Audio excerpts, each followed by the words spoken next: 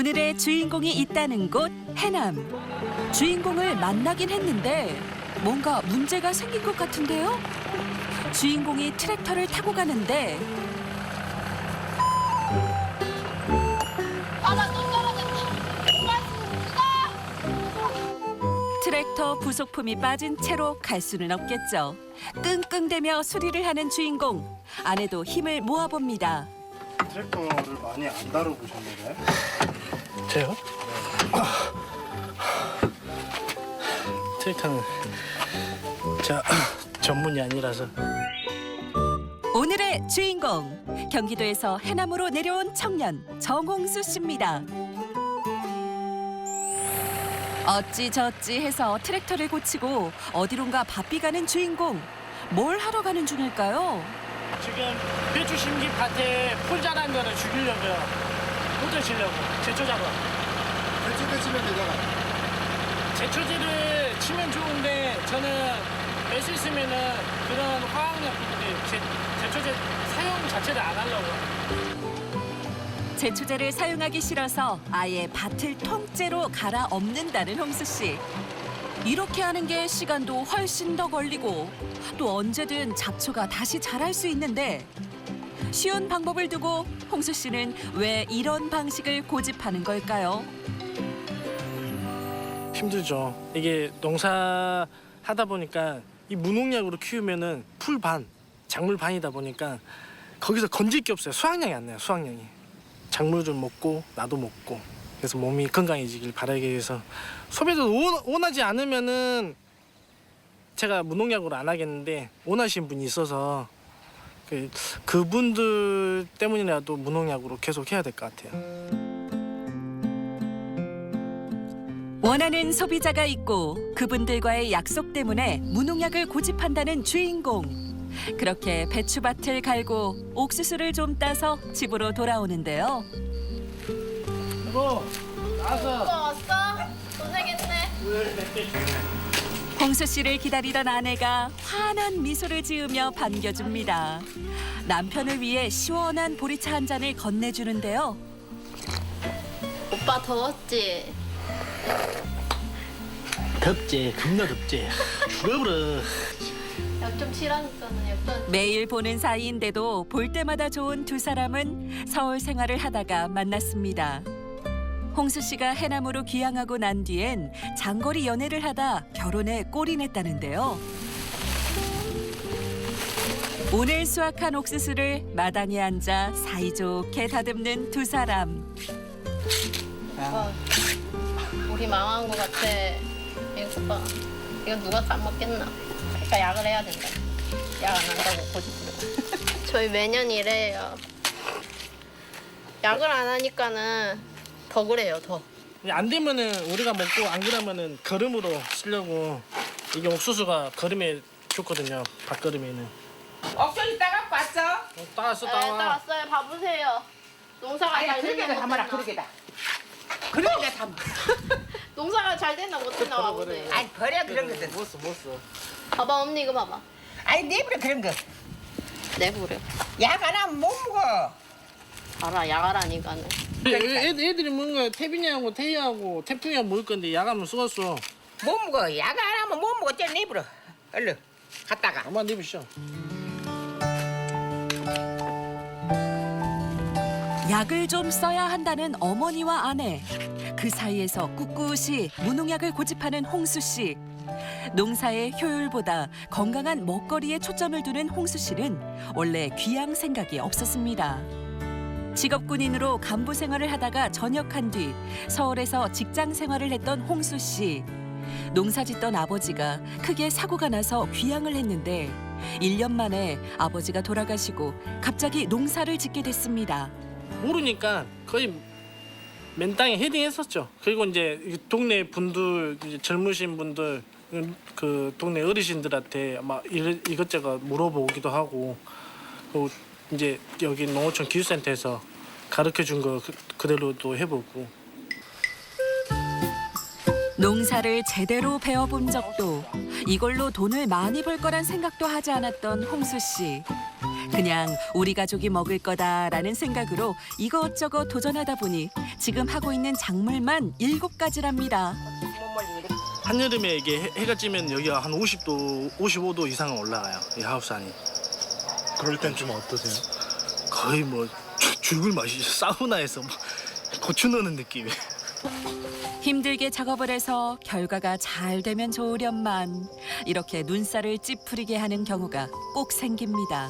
보면은 약을 안 하다 보니까 이렇게 말려도 이런 게 생겨요.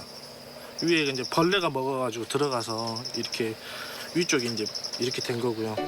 약을 했으면 이런 경우가 안 생길 텐데 어머니는 애꿎은 고추에 화풀이를 합니다. 왔다 더워 죽겠네.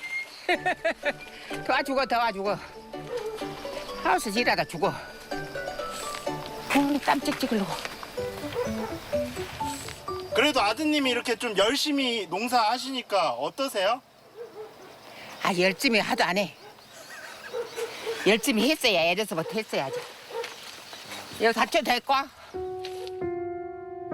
아들이 자꾸 힘든 방식으로 농사를 지으니 성질을 부리고 나오지만 어머니의 속마음은 그렇지 않죠. 나 혼자 산 것보다 좋지. 아들이 있을게. 혼자 계시면 적적하시고 그러는데 아들이 있을게. 아들 힘으로 살지. 아들 없으면 아무것도 못해. 이런 바다 하겠어. 아무것도 못하지. 가족들의 반대에도 꿋꿋이 무농약을 고집하는 주인공. 오늘도 떼약볕 아래에서 옥수수를 따보는데요. 좋아, 이놈을 찍어버려야 되겠어. 갑자기 옥수수를 따다 말고 휴대폰을 꺼냅니다. 뭘 하려는 걸까요? 보시오, 여기 초당옥수수 진짜 맛있게 해놨는데 벌레가 다 처먹어버렸어요. 벌레도 좋아하는데 사람이 먹으면 어쩌겠어. 내가 여기 한번 먹어볼게요. 맛있는가 안 맛있는가? 옥수수 먹방을 셀프 촬영하는 홍수 씨. 어메, 겁나 맛있어요. 보시면은 알겠지만 농사를 짓다가 이렇게 즉흥적으로 동영상을 찍어 SNS에 올린다고 하는데요. 처음 농사를 지을 때부터 했으니 직거래도 벌써 9년 차 SNS 베테랑입니다. 이렇게 찍은 영상은 농사를 마치고 집에 돌아와서 간단하게 편집을 한 다음 올린다고 하는데요. 홍수 씨는 컴퓨터로 편집하지 않고 휴대폰 어플로 편집을 한다고 해요. 왜 컴퓨터로 하지 않는 걸까요? 너무 맛있는데? 저는 핸드폰으로 편집할 수 있는 거를 따로 배웠어요. 저는 따로 배워가지고 이거를 하다 보니까 오히려 PC보다 빠르게 편집을 가능하더라고요. 영상을 자주 업로드하는 홍수 씨. 사진보다 훨씬 신뢰감을 주는 동영상으로 소비자의 신뢰를 얻는 게 시골로 온 청년 정홍수 씨의 직거래 팁인데요.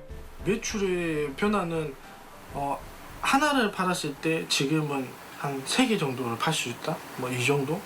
농산물을 팔아도 그 어떤 과정이 어떻게 나오는지 모르니까 항상 못 믿었어요. 지금은 제가 직접 내가 농사 짓는 모습을 그대로 자연스럽게 보여주니까 신뢰도가 높아지니까 이분들이 더 좋아하시더라고요. 그렇게 하루하루의 기록이 신뢰가 되어 쌓이고 오빠 애기 들어왔다. 태풍아 인사해. 아빠 학교 다녔습니다.